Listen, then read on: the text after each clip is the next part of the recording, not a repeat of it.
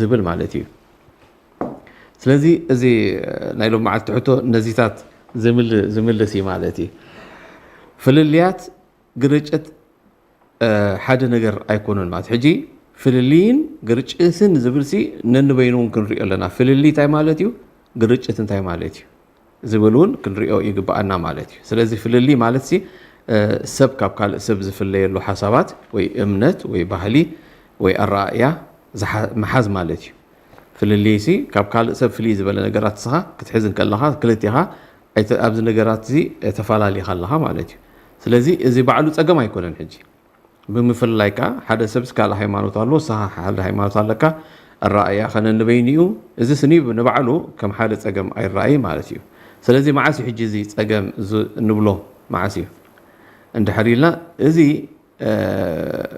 ብመሰረቱ ሕጂ ሰባት ኩሎም ሓደ ዓይነት ክሓስቡ ወይ ከዓ ከኣምኑ ሓደ ዓይነት ክኾኑ ኣለዎም እቲ ሕብረተሰብ ሓደ ዓይነት ነገራት ጥራሕ ክህልዎ ኣሎ ዝብል እውን ንባዕሉ ስኒ ብዙሕነት የስእነካ እዩ ማለት እዩ ብዙሕነት ዝተፈላለየ ሓሳብ ንኸይህሉ ይገብር ማለት እዩ ሕጂ እቲ ተፈላለየ ሓሳባት ካብ ብዙሕ ሰብ ትረኽቦ ተፈላለየ ካብ ብዙሕ ሰብ ትረኽቦ ካብ ብዙሕ ርእሲ ትረኽቦ ሓሳባት ዝተፈላለየ እዚ ጥቕመካ ዳ እምበረ እንድሕር ነዚ ረጊፅካዮ ናይ ሓደ ሰብ ጥራሕ እንድሕር ሓደ ዓይነት ሰባት ክትኮኑ ኣለኩም እንድሕር ኢልካዮ ብዙሕነት የለን ማለት እዩ ብዙሕነት ናይ ሓሳባት ኣይመፅን እዩ ማለት እዩ ስለዚ እቲ ፀገም ሕጂ እቲ ፍልሊ ንኻልእ ሰብ ኣብ ምንታይ ይኸውን ኣሎ ሕጂ ፍልሊ ክንብሎ ከለና እቲ ፍልሊ መዓስ ሕጂ ፀገም ዝኸውን ዘሎ ንኻልእ ሰብ ምንዓቕ ምፅላእ ምንፃል ከም ዝኣመሰለ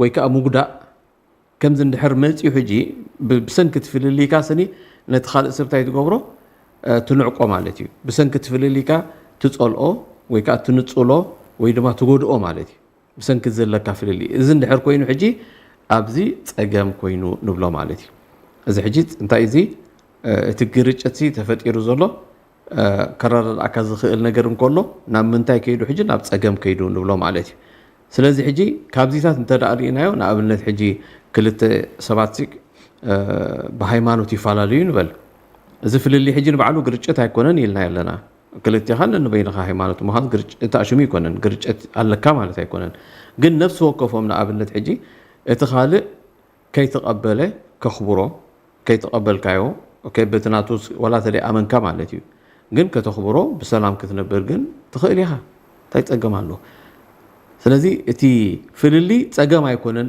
ብነፍሱ ንብሎ ዘለና ነዚ ማለት እዩ መዓሲ ግን ሕጂ እንተዘይኮነ ግን እንታይ ይኸውን ናተይ እምበር ናይ ካልእ ክህሉ የብሉ እንድሕር ትብል ኮንካ ወይ ከዓ ሓሳበይ እምበር ሓሳብ ናይ ካልእ ክህሉ የብሉን ትብል እንድሕር ኮንካ ኣብዚ ነገር እዚ ሕጂ እዚ ኣተሓሳስባ እዚ ከምዚ እንድሕር ጀሚሩ እቲ ፍልልያት ሕጂ እንታይ እንዳኾነ ከይድ ቀስ ብቀስ ናብ ምፍልላይን ይቕየር ማለት እዩ ናብ ግርጭት ይቕየር ኦኬ ሕጂ እቲ ምፍልላይ ኢልናዮ ከም ክውንነት ፀገም የብሉን ክትፈላለዩ ነገር ግን እንድሕር ዳ ምንዓቕ መፅኡ ምፅላእ እንተደኣ ትፀልኦ ኮንካ ብሰንኪ ትፍልልየ ሕጂ ዝብል ዘሎ ብሰንኪ ትፍልሊ ስለዝተፈለየት ሰብ ትፀልኦ እንድሕር ኮንካ ወይ ከዓ ምንፃግ እንድሕር ኣምፂኻ ወይ ምጉዳእ እንድሕር ኣምፂኻ እዚ ሕጂ ትፍልሊ ናብ ግርጭት ይኸይድ ኣሎ ማለት እዩ ስለዚ በዚ ሕጂ ንኩሎም ዓይነታት ፍልልያት ከም በዓል ሃይማኖት ዘርኢ ቀቢላ ቋንቋ ወይ ከባቢ ወይ ፖለቲካ ወይ ኣውራጃ ዶ ገለ ከም ዝበሃል ኩሉ እዚታት ሕጂ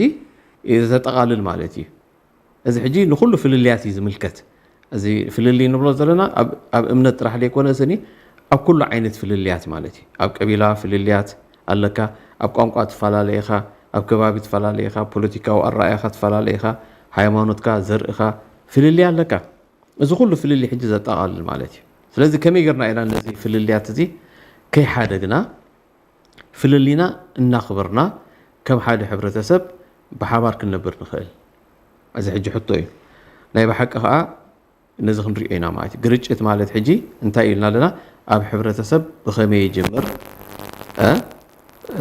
ነዚታት ነጥብታት ኣልዒልና ክንዛረበሉ ኣለና ማለት እዩ ስለዚ ግርጭታት ከም እንታይ ማለት እዩ መጀመርያ ግርጭታት ክንብል ከለና ሕጂ ትፍልሊ ርኢና ኣለና ፍልሊ ዝበሃል ፀገም ከም ዘይብሉ ብነፍሱ ርኢና ኣለና ግርጭት ከንታይ እዩ ግርጭት ሕጂ ማለት ሕጂ ክልተ ወይ ካብኡን ላዕሊ ዝኾኑ ሰባት ጉጅለታት ክኾኑ ይኽእሉ ወይ ከዓ ማሕበረሰብ ብዛዕባ ሓደ ጉዳይ ዘይምስምማዕ ዘይምቅዳው ዘይምስምማዕ ዘይምቕባል ወይ ከዓ ዝፃረር ረብሓ ክህልዎም እንከሎ ዝፍጠር ኩነታት እዩ። ስለዚ ሕጂ ሓደ ማሕበረሰብ ወይ ጉጅለ ይኹን ወይ ሕብረተሰብ ይኹን ዝኾነ ይኹን ንበሎ ካብቲ ዓንቶ ዝገለጽናዮ ብዛዕባ እንድሕር ደኣኒ ደየሰማዕ ነገር ኣለዎ እንድሕር ኮይኑ ስኒ ነቲ ሓደ ዘይምቕባል እንተደኣ ኣሎ ኮይኑ ወይ ዝፃረር ሓሳብ እንድሕር ኣለዎ ኮይኑ ረብሓይ ተተንኪፍኒ ዝብል ነገራት ይመጽእ እሞኒ ካብዚ ተበጊሱ ዝፍጠር ኩነታት ናብ ግርጭታት ይእትወካ ማለት እዩ። ስለዚ ግርጭት ባዕሉ ኩሉ ግዜ ክፉእ ኣይኮነን፣ ኩሉ ግዜ እውን ክፉእ ኣይኮነን እቲ ግርጭት ዝበሃል ማለት እዩ። እንታይ መዓስ ሕጂ እቲ ክፉእ ዝኾነሉ ግዜ ሰባት ዝተፈላለዩ ሓሳባት ክህልዎም ንቡር እውን እንተኾነ ማለት እዩ። እቲ ፀገም ሕጂ ዝጅምር መዓስ እዩ? ፍልሊ ናብ ፅልኢ ንዕቀት ኣድልዎ ዓመፅ ወይ ከዓ ምፍልላይ ክቀይሩ እንከሎ እዩ። ሕጂ እቲ ግርጭት ዝበሃል ተጋራጭኻ ኣለኻ፣ ግን ነቲ ግርጭት ከመይ ጌርካ ትፈትሖ ኣብ ክንዲ ምርኣይሲ ናብ ምንታይ ትወዞ ማለት እዩ? እቲ ፍልሊ ናብ ፅልኢ ይኸይድ።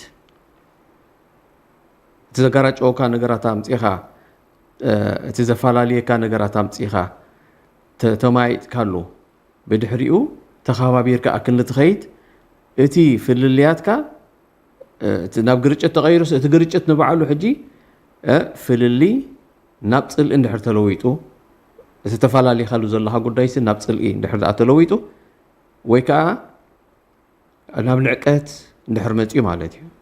ኣድልዎ ዘለዎ ነገራት እንድሕር ኮይኑ ማለት በቲ ሰንኪ ተፈላለየካሉ ዘለኻስ ኣድልዎ ይግበረልካ ዓመፁ እውን እንተኾነ ማለት እዩ፣ ወይ ከዓ ምፍልላይ ነገራት።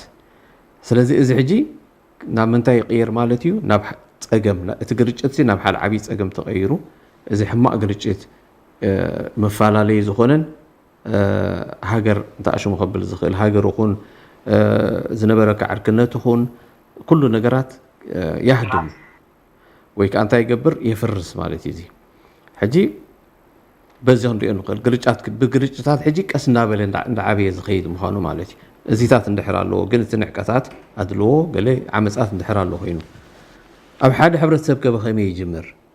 ሕጂ ብዙሕ ግዜ ግርጭታት ክንብል ከለና ሕጂ ብድንገት ኣይፍጠርን እዩ። ዝኾነ ግርጭት ማለት ቀስ ብቀስ እናበለ ዝእከቡ ነገራት ኣለዉ፣ ተራኩም እንዳገበረ ዝኸይድ ነገራት ከም ንኣብነት ሕጂ ጥርዓናት ክህልው ክእል ኣብቲ ፍልሊ ከምዚ ኮይና ኣለና ዝብል ጥርዓናት ክህልው ክእል ወይ ከዓ ቅሬታታት ክህልው ክእል ከምዚ ቅሬታት ዝበሃል ምሻ ኣሎ ከምኡታት እውን ክህልው ክእል። ስለዚ እዚ ንኣሽቱ ነገራት ንሕናስ ከምዚ ኮይና ኣለና ወይ ከምዚ ነገር ደሊ ኣለና ኢልካ ጥርዓናት ብምቕራብ ወይ ቅሬታታት ብምቕራብ እንተደኣ ተሰማዕነት ኣብ ዘይምርካብ እንተደኣ በፂሕካ እዚታት ሓደ ካብቲ እንተኣሽሙ እንዳገበሩ ናብ ግርጭት ዝወስዶ ነገራት ትኸውን ማለት እዩ። ስለዚ ሕጂ ናብ ምርድዳእ ግን ከመይ ጌርካ ክትበፅሕ ኣለካ እዩ። ናብ ምርድዳእ ከመይ ጌርካ ትወብፅሖ። ስለዚ ግርጭት ንኣብነት ሕጂ ንበል ጉጉይ ሓበሬታ ዘይምርካብ ጉጉይ ሓበሬታ ሕጂ እንተደኣኒ ኣብ ሓደ ሕብረተሰብ ብጥርዓን ወይ ከዓ ብቅሬታት ዝኣክል ዘይምርድዳእ እንድሕር ኣለዎ ኮይኑ ኣድልዎ ፍትሒ ከምኡውን ጉጉይ ሓበሬታ ዘይምክብባር ጉጉይ ሓበሬታ ክንብል ከለና ሕጂ ጉጉይ ዝኾነ ኣብዞም ሰብ እዚኦም ትዛረብ ንኣብነት እዚኦም ሰብ እዚኦም ከምዚኦም ከምዚ ዘይኮነ ነገር ዘየለ ነገር ማለት እዩ። እዚ ሕጂ ጉጉይ ሓበሬታ ነቲ ካልእ ሕብረተሰብ ብምሃብ እንታይ ትገብሮ ኣለካ? ኣብቲ ሕብረተሰብ ሕጂ እዚ ግርጭት እዚ ንኽዕንብብ ትገብሮ ማለት እዩ። ኣብቲ ሕብረተሰብ ንኽትከል ትገብሮ ኣለካ እቲ ግርጭት ማለት እዩ። ምክንያቱ ኣረኣዩ እቲ ሕብረተሰብ ኣብዞም ሰባት እዚኦም ክቕየር ትገብሮ ኣለካ። ስለዚ በዚ ምክንያት ሕጂ ናብ ዝዓበየ ግጭት ከምርሑ ክእሉ ማለት እዮም። ንሳቶምን ንገዛ ርእሶም ክከላኸሉ ኢሎም ኣብ ሓደ ግርጭት ይኸውን ማለት እዩ። ንኣብነት ሕጂ ሓደ ሰብ ንሓደ ተግባር ማለት እዩ ብጉጉይ መገዲ ክትርጉሞ ይኽእል እዩ። ንሓደ ተግባር ብጉጉይ መገዲ ትርጉሞ ወይ ከዓ ይዝርግሖ ከምዚ ዓይነት ተረዲኦስ ብድሕሪኡ ከዓ ይዝርግሖ ማለት እዩ እዞም ሰባት እዚኦም ከምዚ ገይሮም ብጉጊ ተርጊምዎ ባዕሉ ስኒ እታ ጉዳይ ከም ኣይኮነትን ግን ብጉጊ ኣራዳድኣሱ ስለ ዝኸደ ብጉጊ ስለ ዝተርጎሞ ብጌጋ ንኣብነት ሕጂ ወላ ክነምፅእ ንኽእል ንኣብነት ሕጂ ኣብ እስልምና ንበል ገሊኦም እንታይ ይብሉ እስልምና ሓራዳ እዩ ቀታላ እዩ ይብሉኻ ማለት እዩ ሕጂ እዚ ጉጉይ ኣራዳዳ እዩ እዚ ጉጉይ ኣራዳዳ ዝኣመሰለ ማለት እዩ ካልኡን ተመሳሳሊ ክኸውን ንኽእል ወላ ኣብኣቶም ዘሎ ወላ ኣብቶም ካልኦት ዘሎ ማለት እዩ ሕጂ እዚ ነገር እዚ ሕጂ ጉጉይ ኣራዳዳ እዚ እንታይ ይገብሮ ሕጂ ኣብቲ ሕብረተሰብ እንድሕር ዘርጊሕዎ ብናቱ ትርጉም ተርጊሙስ ነቲ ሕብረተሰብ እንድሕር ዘርጊሕዎ ካልኦት ሰባት እውን ነቲ ወረ ማለት እዩ ከይመርመሩ እንድሕር ዝኣምኑሉ ኮይኖም ኣሚኖምሉ ብኡ ከዓ እንድሕር ከይዶም እንታይ ይኾኑሎ ማለት እዩ ኣብ ምግርጫው ኣተዋሉ ማለት እዩ ኣብ መወዳእታ ሕጂ ትንእሽቶ ዝነበረ ጉዳይ ሲ እንታይ ኮይኑ ንሳቶም ንሕና ዝብል ፍልልያት ይቕየር ማለት እዩ ናብ ንሕና ንሳቶምን ዓይነት ምፍልልያት ይቕየር ሕጂ እንታይ ይኸውን ግርጭት እንዳዓበየ ይኸይድ ማለት እዩ ከምኡ እውን ብፍላይ ኣብዚ ናይ ማሕበር ናይ ሚድያታት ማሕበራዊ ሚድያታት ዘለዋ ማለት እየን ናብዚኣተን እውን ኣዝዩ እንድሕር ዝኣኒ ተዘርጊሑ ዓብዪ ተራ ኣለዎ እቲ ግርጭት ክዓቢ ማለት እዩ ክትኮስ እዚ ሕጂ ብሰንኪ እንታይ ብሰንኪ ጌጋ ሓበሬታ ወይ ፅልኢ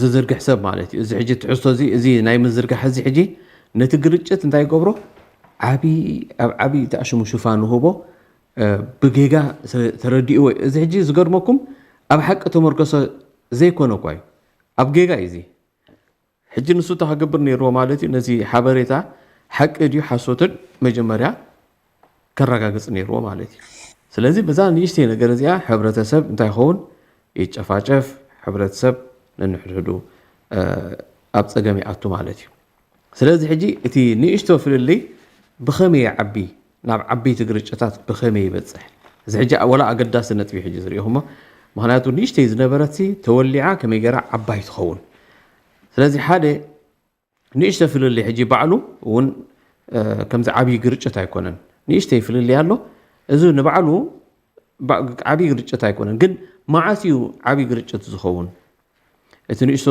ፍልልያት ዝነበረ ማለት እዩ እቲ ንእሽተይ ፍልልይ ዝነበረ ብግቡእ እንተ ደኣ ዘይተማሕደረ ብግቡእ ዘይተማሕደረ እንድሕር ኮይኑ ንኣብነት ሕጂ ንእሽተይ ፍልልይ ኣለካ ነቲ ፍልልይ ሕጂ ንኽትረዳዳእሉ ነቲ ፍልልይ ክትዘራረብ ኣለካ ተዘራሪብካ ወላ እውን እንተ ደኣ ዘይተረዳዳእካሉ በቲ ናትካ ፍልልያት እቲ ሓደ ወላ ኣይእመነሉ እቲ ሓደ እውን ኣይእመነሉ ክልቲኻ ግን ብፍልልያት ትኸይድ ኣለኻ ነገር ግን ምሕደራ ኣፀብቕ ኣብዚ ምሕደራኻ እንታይ ማለት እዩ ሕጂ ምሕደራኻ ምፅባቕ ፍልልይ እንከለካ ስኒ እሱ በቲ ተረዲእዎ ዘሎ እስኻ በቲ ናትካ ከኣምነልካ ኣሎ ካብኡ ተፈላኻ ምዃንካስ ከኣምን ኣሎ በቲ ጉዳይ እቲ ዝተፈላለየ ሓሳባት ከም ዘለካ ክልቲኻ ተኣማሚንካ ተኸባቢርካ ክትከይድ እዩ ዝግባእ ነይሩ ማለት እዩ ተረዲኣትኩም ስለዚ እንተ ደኣ ከምዚ ጌርካ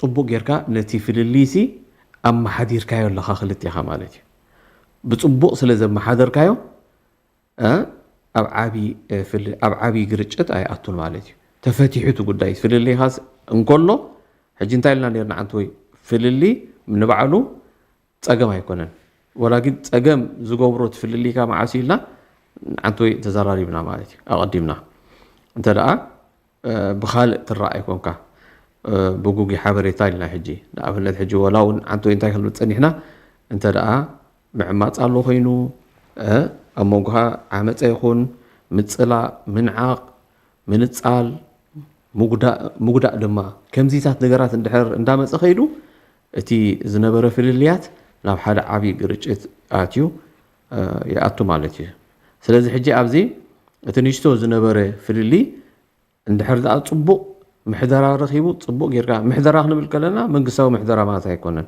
ክልተ ሰባት ፍልልይ ኣለዎም ነቲ ፍልልዮም ከመይ ገይሮም ኮፍ ኢሎም ከመይ ገይሮም ይረዳድእሉ ግን ወላ እውን ኣይተኣማምኑን نتي أي أمنوا له ولا تحرون أي أمنوا لون نجرجم كلتيهم في اللي إن كلهم بحبار كنبرو تخابيرهم جن زتصقبهم نجر يلن أبزي أم كأمن زلوا مالتي مسفل اليوم سي بحبار كنبر نخيلينات سواء سبيتونكو كاب السفر على جزاء أمتيهم كلت يوم سي أب حنت جزاء زعبي يكونن حنت حد عينت تأشوا الرأي كلهم كمان يكلني سلذي حدا سبأي مش حنت سبيت خمر عون كله ويسبيت مس سبأي خمر عون كله نسخة قال بيتسب متيا نسخة قال بيتسب متيو نسوم زعبي وبيتسب بخال عينتيهم اتحاد زعبي بخال عينتيو سلذي أتعبابيهم ننبي نسلذ خونه እዚኦም ሓንቲ ዓይነት ሓሳብ ኣለዎም ኩሉ ግዜ ኢልካ ከተብሎም ኣይትኽእልን ፍልልያት ክህልዎም ጠቢዒ እዩ ማለት እዩ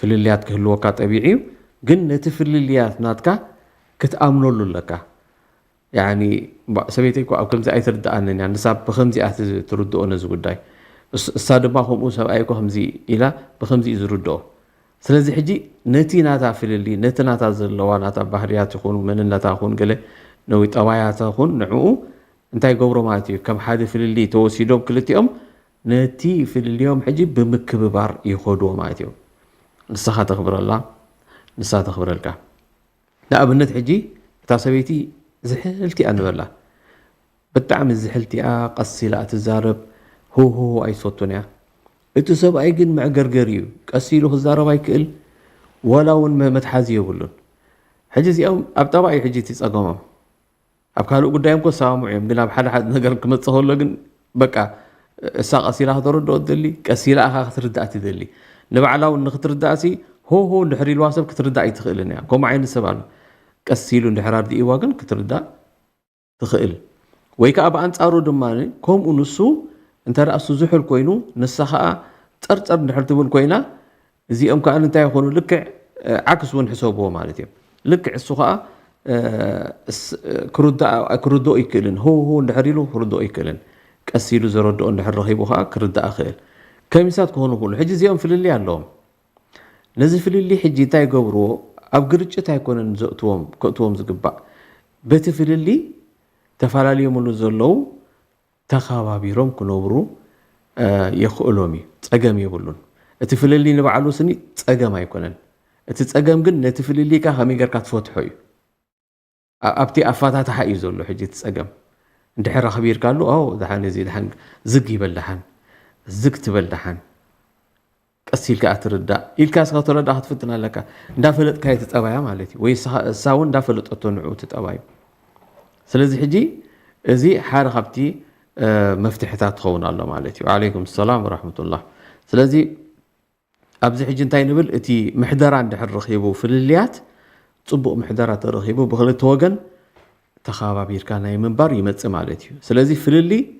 ዘይምርድዳእ ጉጉይ ትርጉም ምሃብ ወረ ከምኡ እውን ሓበሬታታት ይኹን ወረ ይኹን ገለ ጉጉይ ዝኾነ ሓበሬታ ምሃብ ንዕቀትን ፅልእን ጉጅላዊ ፍልልያትን ንሕናን ንስኹምን እዚኦምን ገለ እንዳበልካ ምፍልያትን ምፍልላይ ማለት እዩ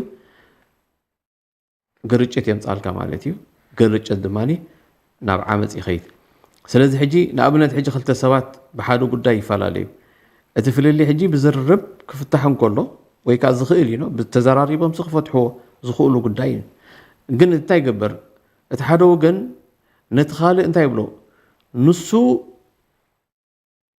ክንፀልኦ ኣለና ኢሉ ዛረብ ሽፉ ሕጂ ኖ ኣብ ፍልልያት እኳ ኣይተራዳድኡን ሕጂ ፍልልያት ኣለዎም ኣብ ሓንቲ ኣብ ፖለቲካዊ ድዩ ዓንተ ይምሽልና ዴና ኣብ ፖለቲካዊ ድዩ ኣብ ቀቢላዊ ድዩ ኣብ ገለ ድዩ ኣብ ዝኾነ ነገራት ወይ ኣብ ሃይማኖት ድዩ ፍልልያት ኣለዎም ሕጂ ነቲ ፍልልዮም ናቶም ኣዕተሪፎም በቲ ፍልሊሲ ተኣሚኖም ብሓደ ተኸባቢሮም ኣክኒ ዝኸዱ እንታይ ይገብር ሕጂ እቲ ሓደ ነቲ ሓደ እንታይ ክገብር ኖ እዚ ሰብ እዚ ክፅላእ ኣሎ ፅሉእ ሰብ እዩ ከምዚ ፅልእዎ እንዳበለ ዛርብ ማለት እዩ ከምዚ ሕጂ እንድሕር ጀሚሩ ሕጂ እንታይ ይገብር ኣሎ ማለት እዩ ንኣክኒ ኣብቲ ፍልሊ ዝዛረብ ብከምዝን ብከምዝን ተፈላለዩና ኣክኒ ዝብል ኣብቲ ሸክስያት ናቱ ኣትዩ ፐርሰናሊቲ ናቱ ኣትዩ ማለት እዩ ሕጂ እቲ ጉዳይ እንታይ ይኸውን ማለት እዩ ካብ ኣነ ምስ ሓሳብካ ኣይሰማዓን ኢልካ በቲ ሓሳቡ እንዳተኸባቢርካ ከለኻስ ግን ሓሳብካ ግን ኣይቀበሎን ቅሬታ ግበረለይ ኢልካ ተኸባቢርካ ክንዲ ትኸይድሲ ኖ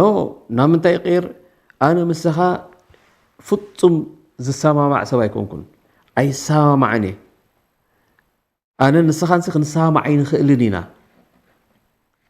ሕጂ ማለት ኣብ ሓሳብካስ ኣይተሰማማዕኩን ኣለኹ ክትብሎ ከለኻን ኣነ ንስኻን ግን ፍጹም ክንሰማማዕ ኣይንኽእልን ኢና ኢልካ እቲ ኣብ መንጎኻ ዘሎ ርክብ ከተዓፅዎ ከለኻ ግን ትበኣሶ ኣለኻ ማለት እዩ ብኩሉ ነገር ሲ ክትሰማማዕ ከምዘይትኽእል ጌርካ ትዛረብ ኣለኻ ሕጂ እዚ ናበይ ይቕየር ማለት እዩ ናብ ሓደገኛ ደረጃ ይኣትዎ ኣሎ ማለት እዩ ምክንያቱ ሰብሲ ሓደ ሓሳብ ኣይኮነን ተኣሽሙ ዝኸውን ዝቃወም ዘሎ ብሓሳብ ኣይኮነን ሕጂ ዝቃወሞ ዘሎ እንታይ ደኣ ነቲ ሰብ ባዕሉ እዩ ሕጂ ፀላኢ ገይሩ ዘቕርቦ ዘሎ ማለት እዩ ወይ ሱ ፀልኦ ወይ ከዓ ነቶም ካልኦት ከዓ ፅልእዎ እዚ ሰብ እዚ ኢሉ ነቲ ሰብ ከም ዝፀላእ እገብሮ ኣሎ ማለት እዩ ሕጂ እዚ ሰብ እዚ ኣብ ሓሳብ ዘይኮነ ዘይተሰማምዑ ስኒ ኣብ ምንታይ እዩ ኣብቲ ሸክስያናቱ ኣብቲ ፐርሰናሊናቱ ማለት እዩ ሕጂ እንታይ ይገብሮ ኣሎ ይሃጅሞ ማለት እዩ ከምዚ እዩ ከምዚ ኢሉ የፀልሞ ይንፅሎ እዚ እንዳበለ ኩሉ ግዜ ዛረበሉ ከምሳት ዓይነት ትኸውን ማለት እዩ ስለዚ ንስኻትኩም ኣብቲ ሓሳባት እንሻ ኣላ ክበኩም እየ ከም ብኸመይ ትሪእዎ እዚ ጉዳይ ማለት እዩ ናይ መጨረሻ ክበኩም ንዓኻትኩም ማለት እዩ ግን ሓንቲ እንታይ ክገልፅ ደሊ ኣብ መንጎ ሃይማኖት ዘርኢ ቀቢላ ከምኡውን ፖለቲካዊ ዝምድናታት እንታይ ኣለዎ እዚ ሕጂ ማለት ሲ እዚ ፅልእታት ሲ ሃል ዘራኽብ ምን ዘለዎ ድዩ ስለዚ እዚ ሕጂ ጠንቅታት ነዚታት ንምድህሳስ ማለት እዩ እንታይ ይኸውን ሃይማኖት ዘርኢ ቀቢላ ወይ ፖለቲካዋት ወይ ፖለቲካ ኹን ባዕሎም እቲ ግርጭታት ኣይፈጥሩን እዮም እዚኣቶም ሲ ባዕሎም እቲ ግርጭታት ኣይፈጥሩዎን እዮም ሳቶም ከመይ ኢዳ ዝፍጠር እቲ ግርጭት እዞም መንነታት ዝበልናዮም ሕጂ እዚኦም ዘርኢ ኹን ቀቢላ ኹን ፖለቲካ ኹን ገለመታት እዚኣቶም ሕጂ መንነታት እዚኦም ንምኽፋል እንድሕር ክትከፋፍሎም ድሕር ደሊኻ ወይ ከዓ ነዚኣቶም ንምንቅስቃስ ሓይሊ ክትጥቀመሎም ድሕር ደሊኻ ንሓደ ዘድልየካ ነገር ኣለዎ ሞ ነዚ ነገር እዚ ከተተግብሮ ወይ ከዓ ከተዕውቶ ስኒ ነዞም ነገራት ከም መሳርሒ ትጥቀመሎም ድሕር ኮንካ ነዞም ዝበልናዮም ከም መሳርሒ ተጠቒምካ ስኒ ነቲ ንስኻ ዓመፅ ክትገብሮ ደሊኻ ዘለኻ ከም መሳርሒ እንድሕር ዳኣ ትጥቀመሎም ኣለኻ ኮንካ ናብ ግርጭት ክትኣቱ ኢኻ ማለት እዩ ወላ ፖለቲካ ንኣብነት ሕጂ ድሕር ሪኢኹም ከምኡ ኣብ ቀቢላዊ ኣብ ሃይማኖታዊ ኣብ ፖለቲካዊ ኣብ ዘርኢ ገለመታት ኣብዚ ከምኡውን ዞባዊ ከምዚ ኣውራጃን እከለን ኣውራጃን እንዳበልካ ምፍልላይ ገለመታት እዚ ማለት እዩ ሕጂ ሓደ ፖለቲካዊ ጎኒ ሓደ ነገር ኣለካ ሰኻ ክትከፋፍሎ ትደሊ ነዚ ህዝቢ እንድሕር ኮንካ ወይ ድማ ናትካ ዝኾነ ሓደ ነገር ክትገብሮ ዘለኻ ስለ ዘሎ ነቲ ፍልሊ ሕጂ ትዘራረበሉ ዘለኻ ስኒ ናብ ሃይማኖትን ናብ ዘርእን ናብ ቀቢላን ወይ ከዓ ናብ ፖለቲካዊ ኩነታት ድሕር ኮይኑ ናብኡ እንተኣሽሙ ትገብሮ ተሰጋግሮ ማለት እዩ ናብኡ ሕጂ ኣሰጋጊርካ እንታይ ትገብሮ ናብ ግርጭት ተምፅኦ ማለት እዩ ናብ ግርጭት ይመፅእ ክልቴኻ ሽዑ ዘይትሰማማዕ ኮንካ በል ንስኻ ነቲ ናትካ ቀቢላ እቲ ሓረኻ ነቲ ናቱ ቀቢላ ኣንቱም ሰባት ተጠንቀቑ እዞም ሰባት እዚኦም እንዳበሉ ሕጂ ንሕናን ንስኹምን ንሕናን እንዳበለ እንታይ ይኸውን ዓበይቲ ግርጭት ኮይኖም ነቲ ንሕብረተሰብ ከፍርሱ ሓደ ካብቶም ዘፍርሱ ማለት እዩ ስለዚ ኣብ ብዙሓት ሕብረተሰባት ሕጂ እንድሕር ኢና ወይ ሃይማኖት ዘርኢ ቀቢላን ፖለቲካውን ተነፃፂሎም ኣይከዱን እዮም ኣብ ሕብረተሰብ ሲ እዚኦም ክትነፃፅሎም ኣይትኽእልን ኢኻ ኖ ሕጂ ፖለቲካ ጥራሕ ኪዱ ወይ ከዓ ሃይማኖት ጥራሕ ኪዱ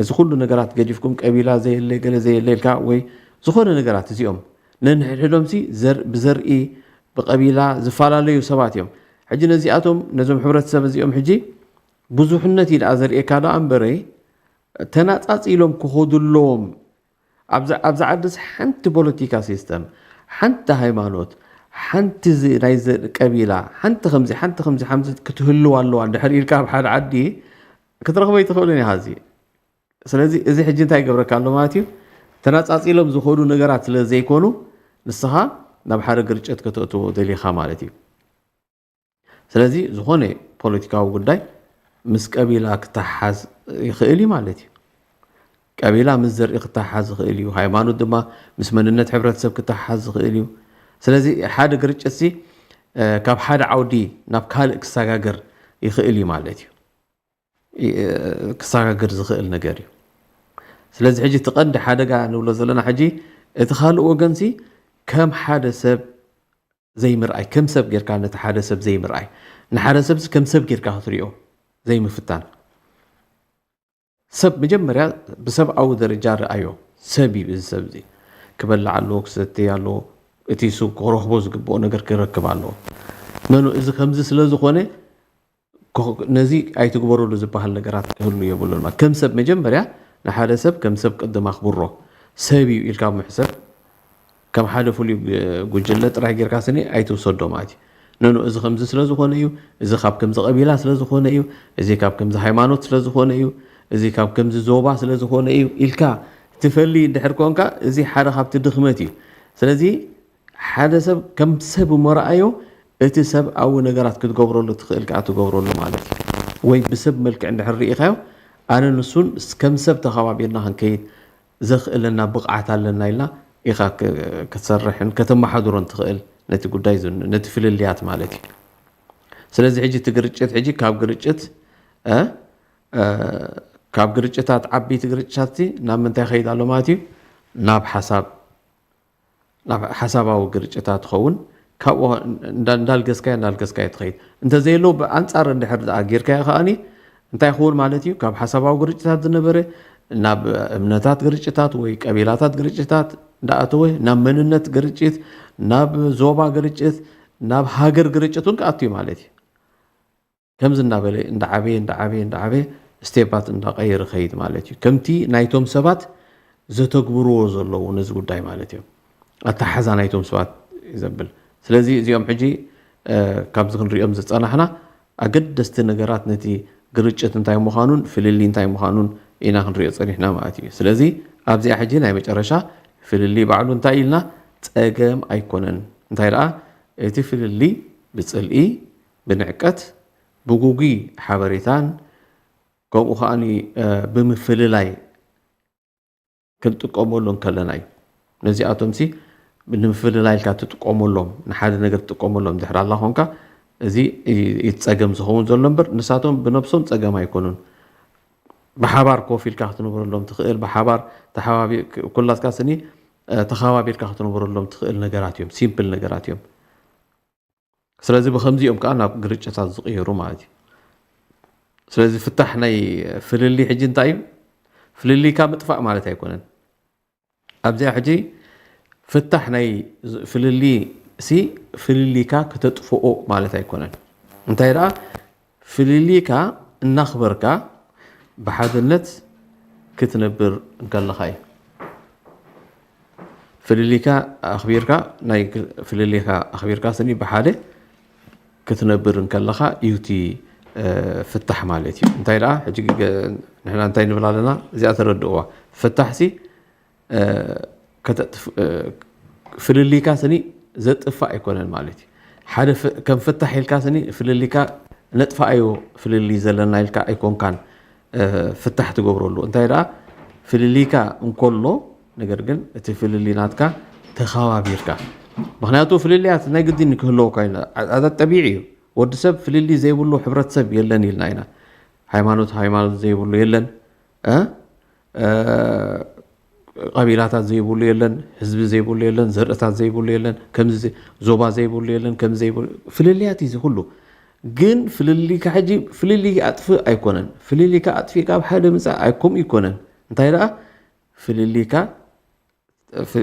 ኣላሊኻ ፍልሊካ ስኒ ፍልሊ ናይ ክልቲኻ ኣላሊኻ ወይ ናይቶም ሰባት ኣላሊኻ ተኸባቢርካ ብሓድነት ክትነብር እንከለኻ ከምዚ ከተምህር እንከለኻ እዩ እቲ ዝበለፀ ማለት እዩ ስለዚ ሕጂ ናይ ሎም መዓልቲ እንታይ ርኢና ማለት እዩ ግርጭታት ካብ ግርጭታት ናብ ምርድዳእ ከመይ ጌርካ ትኸይድ ዝብል ፕሮግራም ነይራትና ማለት እዩ ስለዚ ሕጂ ንዓኻትኩም ክትሳተፉ ኣለኩም ኣብዚ ከመይ ትሪእዎ ግርጭታት ከመይ ጌርካ ክትረዳዳእሉ ኣለካ ኣብ ኩሉ ነገር ማለት እዩ ሕጂ ንሕና ንዛረበሉ ዘለና ከምዚ ኣዘ ፋሚሊ ክህሉ ክእል እዩ ሰብኣይን ሰበይትን ኢልካ መፃእ ከምኡውን ሕብረተሰብ ገዛውቲ ጎረቤትካ ከምዚ እናበልካ ኩሉ ማለት እዩ ብሓባር ስለ ትነብር تفلالي هيمانوت زلوم حبرة سبيخة تفلالي زوبا زلك حبرة سبيخة استفلالي الرأي زلك سباتيخة even أبحال بوتاهم كحد عن هيمانوت كلكون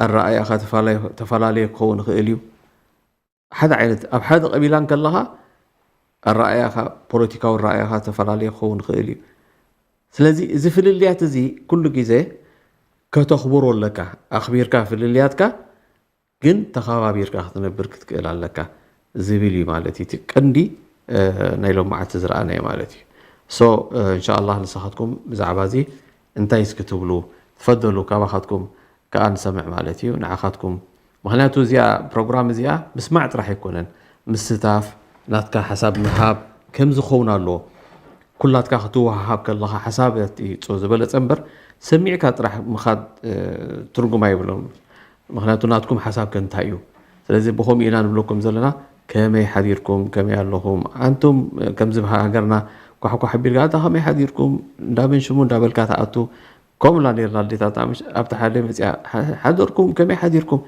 ليش كم وتبلكم على كتفلت كونتاتكم انتهي اللو دحانديهم اتحادو قربيتكم يبل كحند كم يحذيركم دابل تلاوت مالتي إزي كاب من ستبيع الله خبها صبا لنا دحانينا سهم كخمي يخم يختبل سلازي الصوت راح يكون انزبك الصحو انت اخا نعون تحطوا يا مالتي اسكي كاب اخذكم كان سمع بارك الله فيكم كم نجمر ان شاء الله مجمريا نبع الحنان سلازي مصت حجبونا اندا سيتي هذا الله صبو غيرا كتزاربنا مالتي بارك الله فيكم نعاه نبا عندر زمان الله سنيت الله ما شاء الله حاولنا إن مع العسر يسرى الله تفضلوا. السلام عليكم ورحمة الله وبركاته. وعليكم السلام ورحمة الله وبركاته. جزاكم الله خير بارك الله فيكم. من جد موضوع كتير حلو وشيق وجميل جدا وإحنا يعني نحتاجه في مجتمعنا. نحن نستوعب الاختلاف بيناتنا. طبعا بارك الله فيكم ما قصرتم كفيتم ووفيتم في جميع محاور الموضوع ولكن القليل إن شاء الله لو حاولنا إن إحنا يعني نشارك. أعتقد إحنا مشكلتنا في الكبرياء. الكل فينا يعني كلنا جميعا يعني نعي إن إحنا مختلفين في الأصول في الآراء جايين من باك جراوند مختلف البيئة كل هذا ولكن ما بعرف بس أنا من كثر تعاملي مع الناس أو مع مجتمعنا ألاقي إن إحنا عندنا مشكلة في الاعتراف بالخطأ والكبرياء إنه الواحد فينا يعني ما يعترف بسرعة إنه أوكي ممكن وجهة نظري كانت خاطئة أو مش بالضرورة تكون خاطئة ولكن أنا أنت شفتها من زاوية وأنا شفتها من زاوية أخرى فبنتناسى عن بعض الأمور ولكن سبحان الله لو رجعنا لأصل القرآن والسنة حنلاقي رب العالمين قال سبحانه وتعالى ولو شاء ربك لجعل الناس أمة واحدة ولا يزالون مختلفين. هذا أكبر دليل على الاختلاف كأصل كوني. هذا هو يعني أصل الكون إن إحنا مختلفين فلا حرج في إن إحنا نكون مختلفين ولكن أيضا القرآن دعا إلى الدعوة دعا إلى الحوار ولكن حوار برقي بأدب باستيعاب الخلاف كما قال قوله تعالى ادعو إلى سبيل ربك بالحكمة والموعظة الحسنة وجادلهم بالتي هي أحسن. هنا الجدال على جميع مستوى المجتمع كزوج وزوجة كآباء وأبناء كرجال دين كرجال سياسة. الآية يعني عامة وشاملة للجميع. من الأشياء اللي قد تكبر فجوة الاختلاف هي السخرية واللمز والهمز واللمز عند تباين الآراء. يعني إحنا اختلفنا فنبدأ نستحقر بعض. لذلك قال سبحانه وتعالى يا أيها الذين آمنوا لا يسخر قوم من قوم عسى أن يكونوا خيرا منهم ولا نساء من نساء عسى أن يكون خيرا منهن ولا تلمزوا أنفسكم ولا تنابزوا بالألقاب. هذا أكبر دليل سبحانه وتعالى بيقول إنه ما في داعي للسخرية واحتقار البعض فقط لأن إحنا من آراء أو من بيئة مختلفة. كما قال سبحانه وتعالى يا أيها الذين آمنوا إن جاءكم فاسق فتبينوا أن تصيبوا قوما بجهالة فتصبحوا على ما فعلتم نادمين. وهذا هو أصل المشكلة أو من أصول المشكلة إن إحنا لا نتبين. إذا جاء الخبر انتشر كالبخور سبحان الله، يعني من غير ما نتأكد أو نتبين إنه الخبر هذا أو الموضوع هذا له صحة. فهذه الأشياء كلها زائد وأكبر عامل الميديا، الفايب حق الميديا فايب فيه كثير من العنف، فيه كثير من يعني تحس فيه كده الفايب عنيف كده، فالناس بتكون بتيجي هي قد يعني سانة أسلحتها. فهذه الأشياء كلها والله تقدح في ديننا وإيماننا أكثر مما تقدح في اختلافنا كمجتمع مسلم. فأتمنى دائما لما ندخل في الميديا نحط في الاعتبار اختلاف الآراء، اختلاف الظروف. قد يكون الإنسان هذا مر بظرف معين خلاه بهذه الطريقة أو خلاه متطرف، فليسع صدورنا اختلاف آرائنا وتجاربنا. أسفة جدا على الإطالة، ولكن حاولت أن أنا أقصر قد ما أقدر. بارك الله فيكم. الله يسلمك، بارك الله فيك نبع الحنان. طيب ካልኦት ብጣዕሚ ኣገደስቲ ዝኾና ነጥብታት እውን ይብቅና ካብቲ መዛሃብክዮ ነገር ማለት እዩ። አላህ ስብሓን ወተዓላ እውን ኢነ አክረመኩም ዒንደ ላሂ ኣትቃኩም ይብል ኣብቲ መጨረሻ። ወላ እውን ደቂ ሰባት እውን ክፍልልያ ኣለዎም። ብሓጂ ኣነ ብሓፈሽኡ መፅአ እምበር ፅቡቅ ኣለኺ ብጣዕሚ ካብቲ ዝሃብክዮ ህማን ትቐንዲ እዩ። ولا تفللياتون كم زلنا كوني الله سبحانه وتعالى قاليتو ومن آياته خلق السماوات والأرض واختلاف ألسنتكم وألوانكم إن في ذلك لآيات للعالمين بالأبصرة الروم. تفلليات أبدك سباتي الله وما زالوا مختلفين، يعني يزون لأنه جزء رسول كل جزء سبت فلا يخيد مخانو. بارك الله فيك تذهب كنا حجي قالوا أتون إن شاء الله عن زمان الله إن مع العسر يسرا. تفضلوا كالوتسكي تفضلوا. بعد ما تخينه أنا دناشكي بعد ما تخينه. تفضل دحين كذا قدمي أبزي.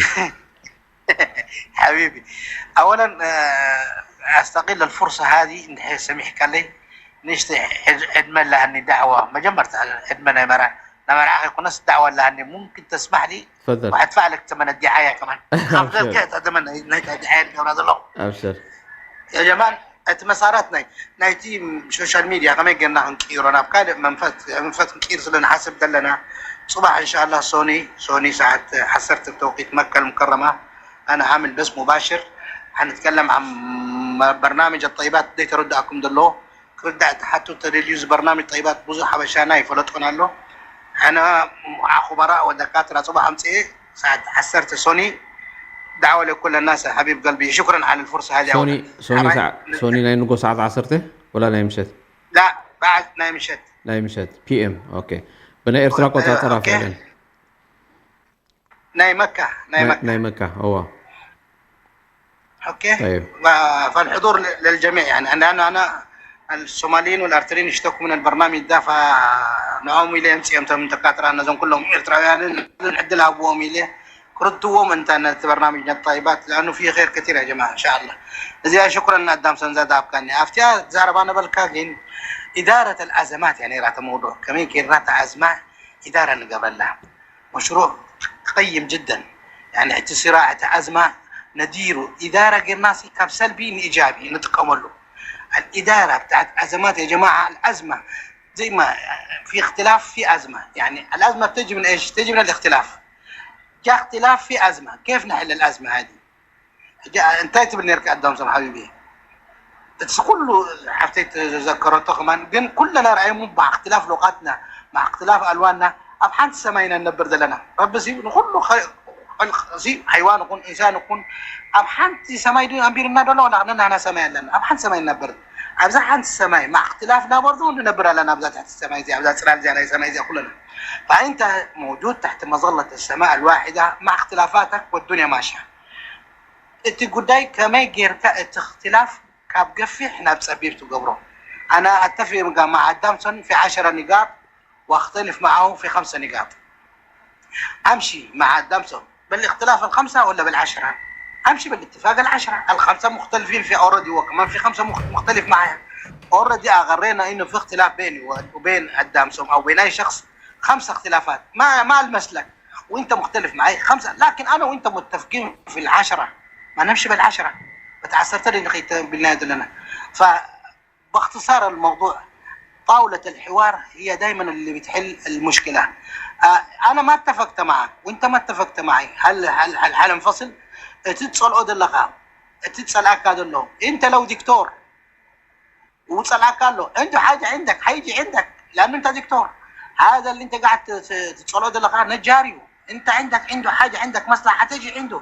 فالمصالح المشتركة تحل الازمات. دام في مصالح مشتركة بيناتنا هي اللي تحل الازمات. شكرا حبيب قلبي. ندى عبد الدهب ثاني. بارك الله فيك عنتر زمان.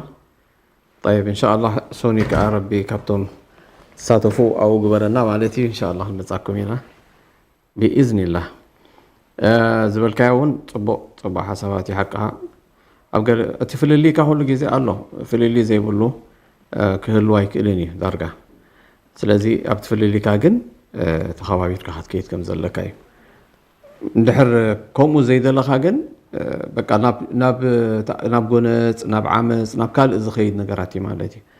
ስለዚ እዚ ዓመፃት ይኹን እዚ ግርጭታት ዝበሃል ነገራት ክተርፍ እንድሕር ኮይኑ ፍልሊካ ክትተኣማመነሉ ኣለካ። ወስኻ ከምዚኻ እስኻ ከምዚኻ ኢልካ በቲ ፍልሊካ ትከባበር ማለት እዩ እምበር ኣይተሕስሮን ነቲ ሰብ ኣይተፅልኦን ኣይተብሎን ማለት እዩ።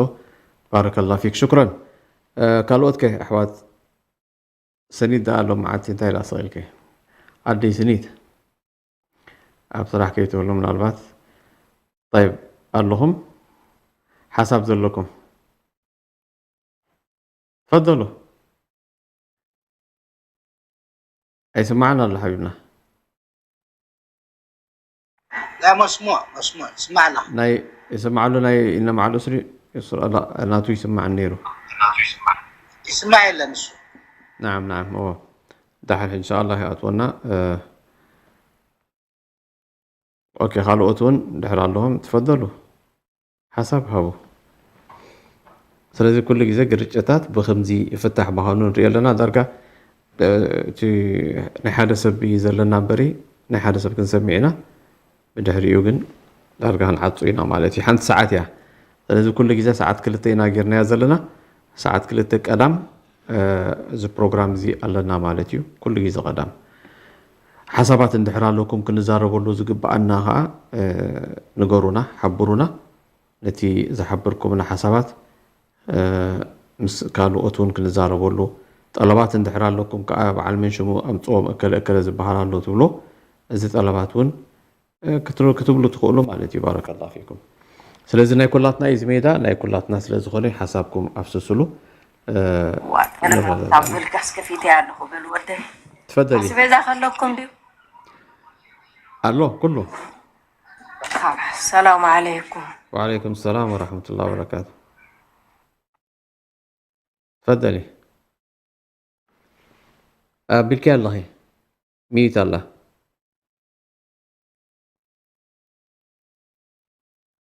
هاي كانكو خلاص ده هي سبيزة خفلت ندقلك. خلاص كويس. تمام. مرحبا الله يسلمي. جزاك الله خير. بارك الله فيك إن شاء الله. طيب دحر زي بالكم كيلو بزغن عطينا مالتيو أبزلهم كن زي بالكم كي تخلون مالتي. نور عليك حسب نور عليكي. اوكي دحر يا بلال لاني بصراحه كوينو كاتاتل سلازخل. تفضلي نتابع الحلقه. الله يجزاك خير. انا مضطره انزل ان شاء الله. بارك الله فيكم. ولكن لو اخر نصيحه لنفسي قبل ما تكون للاخرين، دائما في اسلوب حوارنا مع الاخر ايا ما كان الاخر لا ننسى دائما نحطها يعني زي ما يقول ناقوس قدام عيوننا. قال الرسول صلى الله عليه وسلم إن الرفق لا يكون في شيء إلا زانه ولا ينفع من شيء إلا شانه. فلنستعمل الرفق في كل أمور حياة. يعني أكيد ما راح يعني يوردنا موارد الهلاك. بالعكس الرفق يعني زي البلسم على مشاعر الآخرين، على قلوب الآخرين، بتصرفات الآخرين. حتى لو جاك الإنسان الآخر هذا زعلان مكتئب منهار، التعامل بالرفق سيزيل أي شوائب، أي مشاكل، أي إحباطات تكون لدى الآخر. فلنترفق ببعض خصوصا في الميديا، خصوصا في الميديا نتقي الله ونترفق ببعض. الكثير من القلوب والله مكسورة ومجروحة من وراء الشاشات هذه، ولكن قليل ما يشعر بها الآخر. جزاكم الله خير وبارك الله فيك. بارك الله فيك نبع الحنان، شكرا. وديك هذا ختابون ولا قناة؟ بركة بتحنا لنا. لا سبرك أنا عاد ولا نفالتي. الله يبارك. لا وختامه مسك أدامسون.